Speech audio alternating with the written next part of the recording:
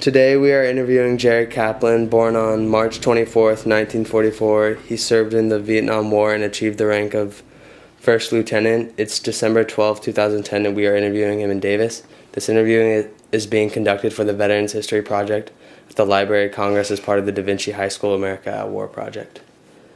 All right. So, just tell us, what year were you drafted and what made you decide to go into the Army, or were you? It wasn't my decision. In September of 1965, I got a letter that said, "Greetings, you have been selected by your friends and neighbors to report for induction at 0600 hours in the Chicago, Illinois Induction Center on Madison Avenue," or someplace like that. So I was drafted. What were your initial reactions to receiving this letter? Shock and horror. And I wasn't too aware of the war situation at that time. It was kind of just starting to take over front page news constantly, and body counts were going up and troop strengths were going up, but I was sort of not paying a lot of attention to it until I got drafted, and then all of a sudden I said, ugh.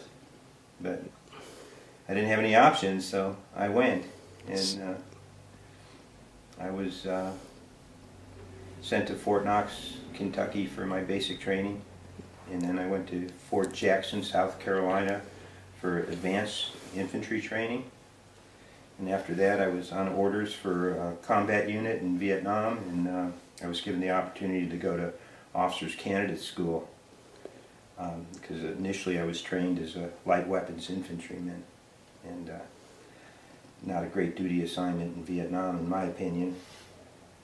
So I elected to take the OCS option, given the fact I have a bad eye. It's a lazy left eye, sort of a cross-eyed condition that's not correctable. They said I couldn't be a combat leader. I couldn't be in the armor, infantry, or artillery. And I said, okay, that sounds good to me. So they said I could go to one of the service branches, and I wound up getting assigned to the quartermaster, which is a supply area of the Army. They do things like laundry and graves registration and petroleum and parts, you know, just about. It's heavily involved with the logistics of the military operations. And I elected to go to that, and it took a long time for the school to be created. The Army was in the huge process of building up manpower for the Vietnam War era, and all that waiting time was spent in Fort Jackson, South Carolina, helping to train new recruits. I was an acting drill sergeant for a long time, and then finally I started Vietnam OCS and completed that in 6 months, and it was full of hazings and rah-rah stuff. And as a kid from Chicago, I thought it was all pretty neat because I never got to go camping or shoot guns and all that other stuff, so I took it with a grain of salt. I got through it okay. And that was kind of a long answer for a short question, so I better stop now. So you were in the, what would you say, the OCS? Officers Candidate School, yeah. Did you apply for that? Or? I did, yeah. I had to pass a review board, and you know, you have to initially, you know, you're tested when you come into the service, and usually kids that have good schooling and somewhat reasonable skills are singled out and given opportunities to do this sort of thing.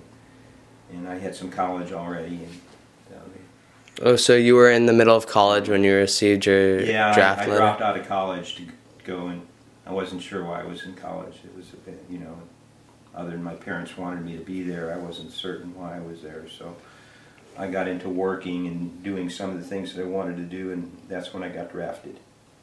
And I think that a draft is actually, a national service is a very good idea for a lot of young kids that don't know what they're into. You know, I don't recommend going to war necessarily, and there's a lot of other things that can be done. Oh, really? Yeah. Every other week. Sorry. Let's go. That's all right. With the boys, the gang chose this space. This is Tyler, their teacher. Hi. my wife and daughter. Hi. Nice to meet you. Thanks for letting us Yeah, sorry. come into your home. I'm actually, since we've already got the interruption, I'm gonna make my exit now. Okay. Leave you with these guys. I think you're in pretty good hands. Yeah, looks like they're. And really appreciate you taking the time to do Yeah, this. thanks for making it happen. Yeah, absolutely. Take care. See you guys. All right. So why at the time did you think that the United States was fighting the war in Vietnam? Well, I didn't really carefully examine the causes that we were given in the papers, but it was always about we have to stop communism, the domino effect, you know, and it was still the height of the Cold War.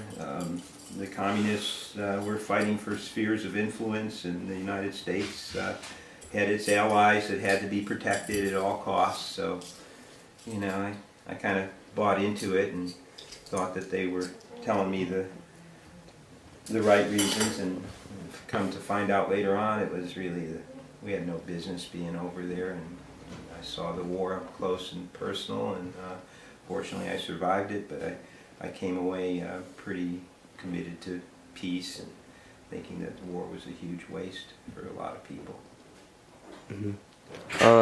Did you think the people back home were supportive? Because I know there was a lot of negative outlook on the U.S. being in Initially, Vietnam. when I came back, there was an era in our country where you know, our peer group who didn't go were kind of accusatory and saying that we were the baby killers and we were, you know, facilitating our country's stupid policies, and we're really part of the problem instead of the solution, that sort of thing. But over time, they realized that, you know, most of us didn't really have choices about it, and we did our duty, and some served believing in the system the whole way through and bought it hook, line, and sinker, and others didn't. But, you know, everybody had their own opinion on it. That's one of the nice things about a free country, you know, you can have a great diversity of opinions. But it took a while before people started realizing that, you know, the soldiers were not guilty as charged, and were there to do their duty, and they did it in most cases admirably, with a few exceptions. So you received a lot of. Did you, like, while you were actually fighting, was there any like negativity towards you while you were? No, not in country, and not when I had a few months to go when I came home from Vietnam. You know, and I was on an American Army base near Chicago, and that's where it was more palpable that, you know, people really didn't want to, civilians particularly, didn't really want to have anything to do with the realities of the war, and just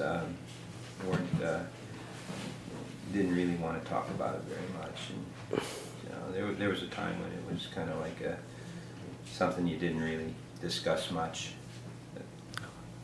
What about the South Vietnamese people, the people you were helping? Were they supportive? I was with personally, friendly with.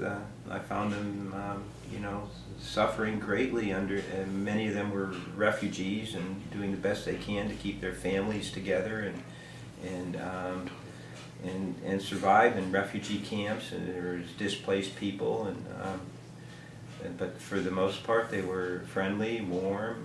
When they had access to good ingredients, they could make wonderful food, but we were not, being on an army installation, we were not supposed to fraternize with them too much, and I did make a couple of you know, unapproved visits to their living areas, and was a guest a couple of times for dinners. And could have gotten in a lot of trouble for that, but it was worth it. And I had a nice relationship with most of the Vietnamese people that I was close to, but there really weren't that many.